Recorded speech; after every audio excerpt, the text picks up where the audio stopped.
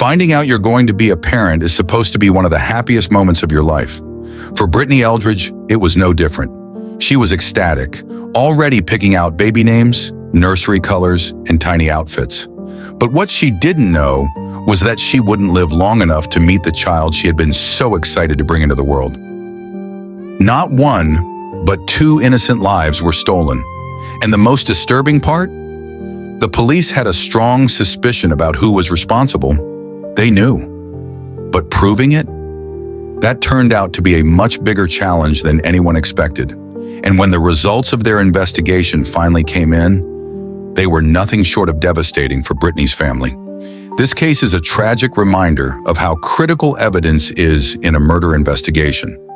One wrong move, one missing piece of the puzzle, and justice can slip through the cracks. Before we get into the case, welcome to True Crimes by Dominic, where we uncover the darkest true crime cases and break down every chilling detail. If you're fascinated by real-life crime stories, make sure to subscribe, like, and share this video. It helps us bring you more cases like this, and it's completely free. Also, drop a comment below. Do you think justice was truly served in this case? Brittany Caroline Eldridge was born on January 13th, 1986, to Robin Owens and Jeff Sherwood. She had a younger brother, Jeffrey, and grew up in Knoxville, Tennessee, a city known for its charm and Southern hospitality. From a young age, Brittany was the kind of person who radiated warmth. She was kind, affectionate, and always saw the good in people. It's almost a pattern in these cases, isn't it? It's always the ones with the biggest hearts who end up in stories like this. Brittany's family was everything to her. Her parents described her as someone with an enormous capacity for love. Her brother? He called her his best friend. She had the perfect balance of being a girly girl who loved fashion and cheerleading, while also being sporty and social. Brittany was the kind of person who could connect with just about anyone. But if there was one thing Brittany wanted more than anything, it was love.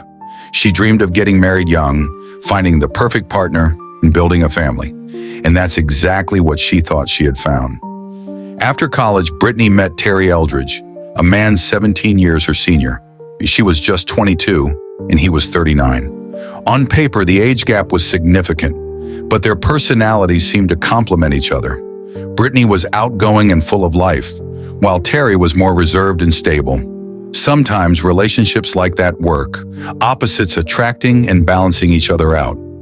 Brittany believed she had found her future with a good man.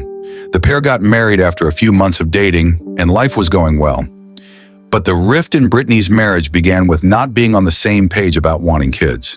Brittany was born to be a mom, and if she wanted anything in this world, it was to experience motherhood. But Terry didn't want kids. Brittany knew this from the start, and she was initially okay with it, which was why the couple went on and got married.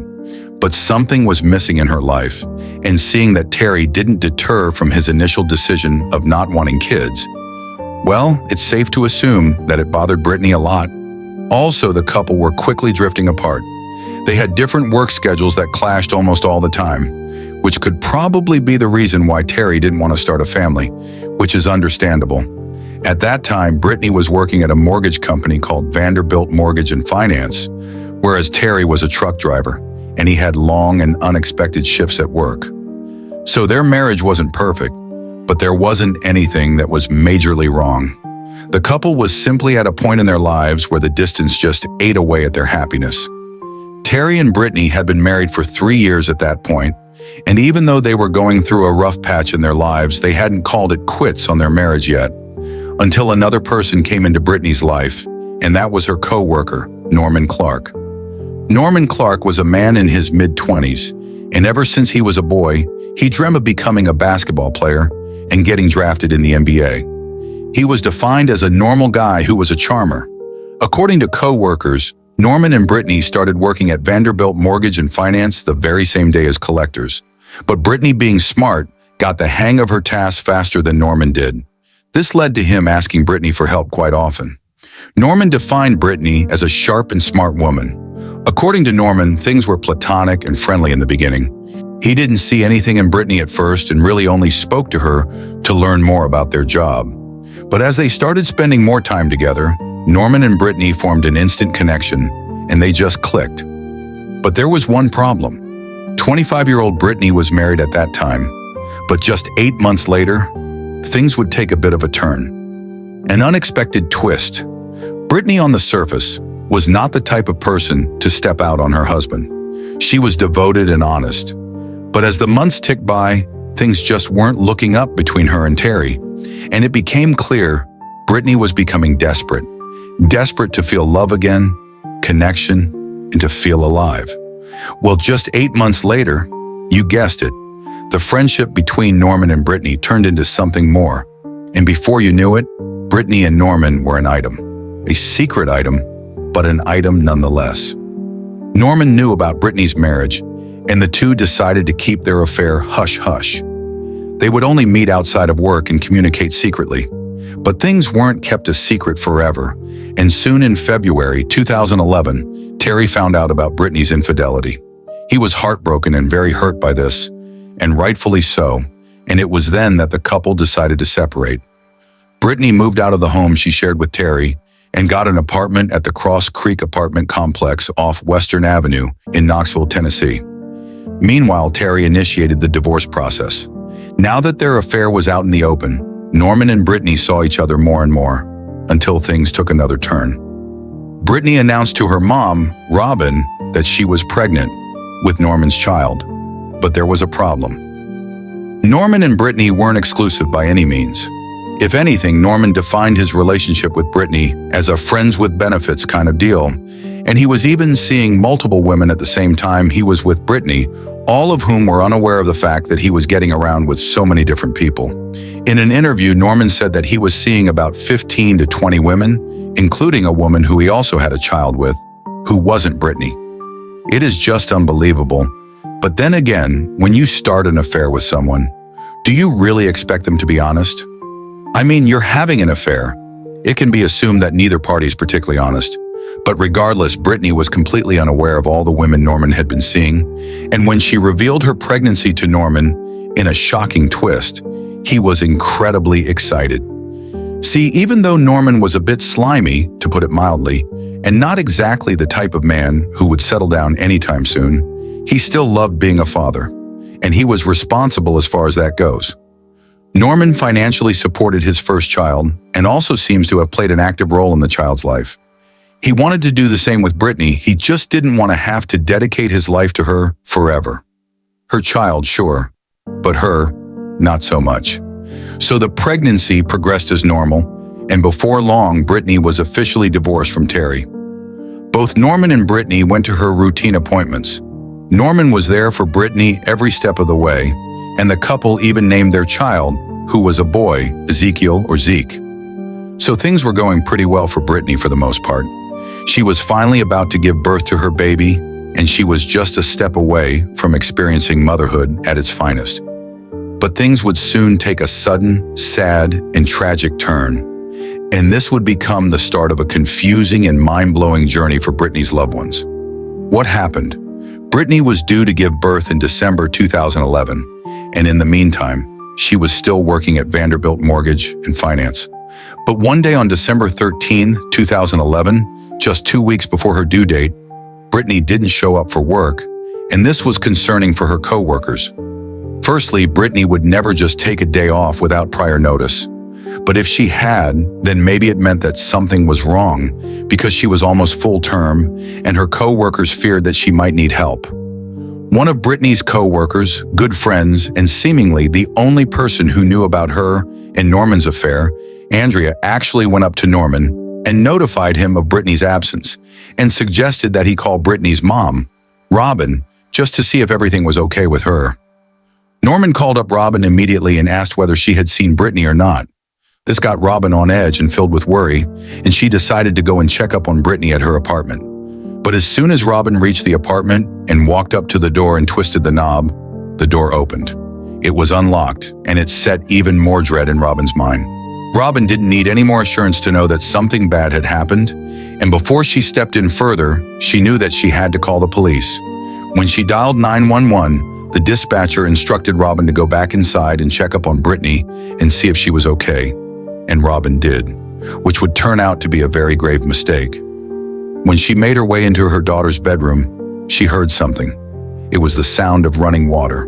With the phone in her ear and her heart in her throat, she opened the bathroom door and saw her daughter, Brittany, lifeless inside the overflowing bathtub.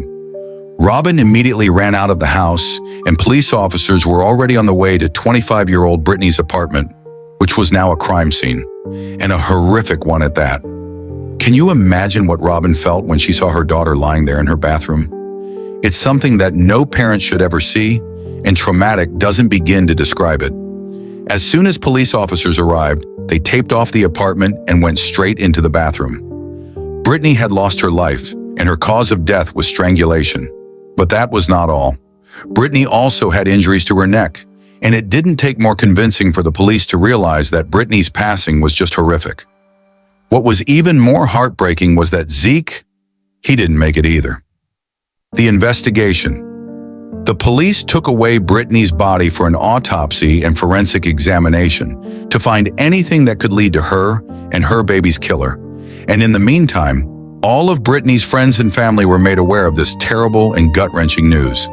At first, the police thought that it was a burglary gone wrong based on how the apartment looked at face value. To make this theory more convincing, the area where Brittany lived had gone through a series of robberies in the past few weeks.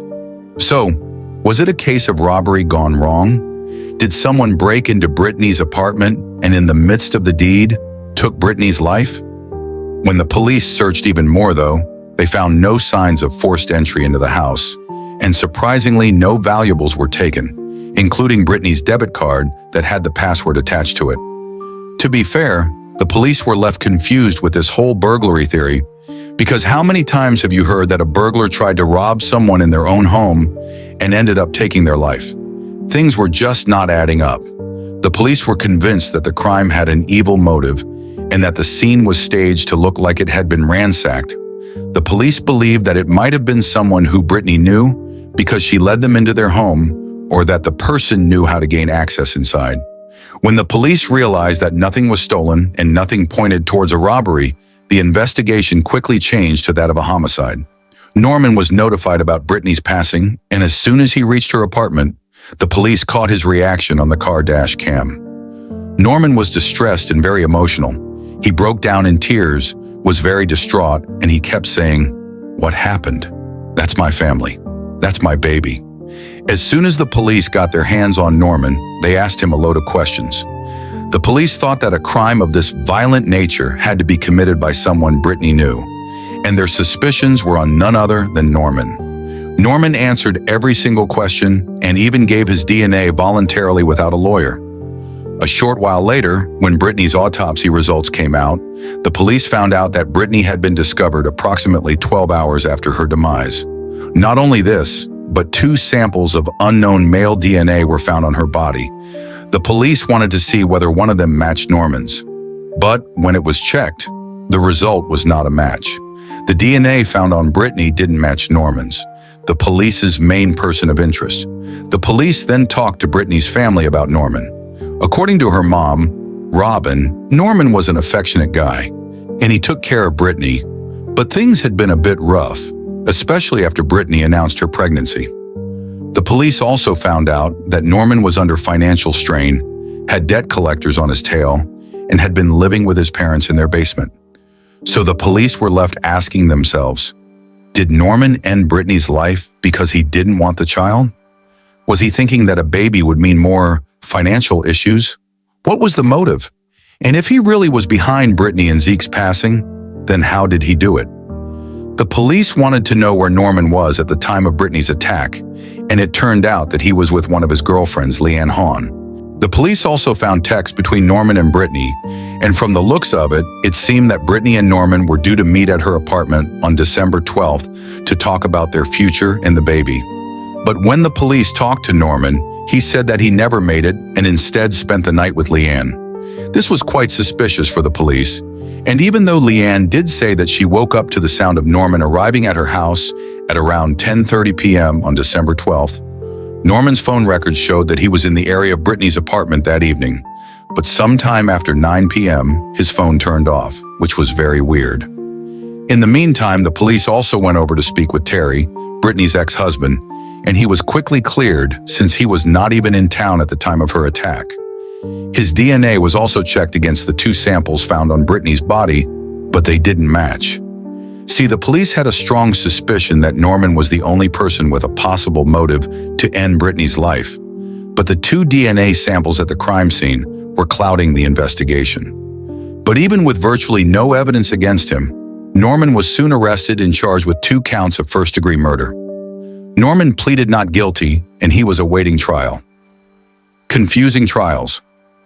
The trial of Norman Clark was intense, not only because there was so much at stake, but also because there wasn't just one trial, but 2. The first trial was held in August 2015, almost 4 years after Brittany and Zeke's passing. According to the prosecution, Norman was knee-deep in financial burden, and having another child with a woman he wasn't even exclusive with was not in the cards for him. So he went to meet Brittany on December 12th, as mentioned in the phone records, and there he ended her life by attacking her from behind in her bathroom and staged her apartment to look like there was a robbery. According to the evidence the prosecution has, everything ticked all the right boxes. There is motive for Norman, and his phone activity showed his location to be near Brittany at the time of the attack. Also, Norman only had a partial alibi, so it can't be said for sure where he was, and there was no forced entry, corroborating the fact that Brittany was attacked by someone she knew, and she let the person in. The only thing the prosecution felt was missing was the fact that the DNA at the scene didn't match with Norman's. Who did that DNA belong to? Well, the prosecution believed that Norman had an accomplice who helped him carry out the vicious attack on Brittany and her unborn baby. But another very crucial piece of evidence in court was Brittany's diary. There were entries in the diary that showed how her relationship with Norman truly was. Brittany wrote things like, "I deserve better. He never asks how I'm doing or how the baby is doing. I miss the person he used to be. Why does he seem so secretive sometimes? I do have to wonder if he's seeing someone else or multiple people. I wish he cared about me like he used to." These entries confirmed that Norman's behavior had changed after Brittany's pregnancy.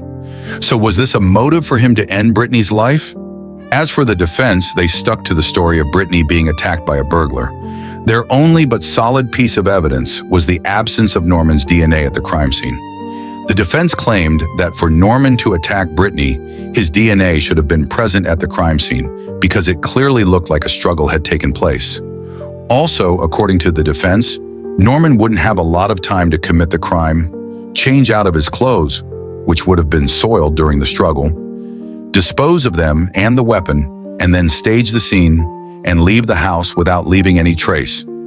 The defense also stressed that the unknown DNA on Brittany's body belonged to the burglar and that the police did not thoroughly look into this detail. Essentially, the defense was painting the picture that the police were after an innocent man who loved his children and Brittany too. He didn't abandon her. He wasn't violent towards her. Yes, they had their occasional fights, but who doesn't? As for Brittany's diary entries, the defense swept them aside by saying that they're all vague and don't necessarily show any signs of abuse or violence, and they're not wrong. After hours of emotional testimonies from Brittany's loved ones, the jury deliberated for nearly an entire day. And then, the verdict came in. A hung jury. 11 jurors voted not guilty for Norman, with only 1 juror standing in disagreement. Brittany's family was devastated. Their search for justice wasn't over. Determined not to let this end without answers, the prosecution pushed for a second trial, another chance, another shot at justice. But in 2017, when the trial began again, nothing had changed. Same evidence, same case, same heart-wrenching pain. The only difference? Norman had a new defense attorney. This time, the jury took 5 days to reach a verdict, and when it was finally announced, another mistrial. But here's where things take a turn. This time, 11 jurors believed Norman was guilty. Only 1 person stood in his defense. The tables had turned, but not enough. The jury wasn't unanimous, and that meant Norman walked free again. You'd think the prosecutors would try for a third trial, right? But in January 2018, Knox County District Attorney General Charm Allen made a final decision. There would be no third trial. The case would be left open, but unless new evidence surfaced, Brittany's killer would never face justice. The murder of Brittany Eldridge and her unborn son, Zeke, remains unsolved to this day. A mother and child brutally taken from this world, and yet the person responsible still roams free. Brittany's funeral was held on December 21st, 2011, at the same church she had attended since she was a child. It was a day filled with grief, loss, and questions that may never be answered. Her family still mourns. They still fight for justice. But as time passes, the harsh reality sets in. Justice may never come. And that leaves one haunting question. Did Norman Clark get away with murder? The law has cleared him, for now, but if he's truly guilty, then he has lived the last 13 years as a free man, while Brittany's family continues to suffer in silence. This case is frustrating, heartbreaking, and above all, unresolved. It's one of those cases that makes you wonder, how many killers are walking free simply because of a lack of evidence? Do you believe justice was served, or do you think Brittany's case was mishandled? Drop your thoughts in the comments below. Your engagement helps keep Brittany's story alive. And if you want to see more true crime cases every 2 days, hit that subscribe button. Like this video and share it with someone who needs to hear this story. This is True Crimes by Dominic. Stay safe, stay aware, and I'll see you in the next case.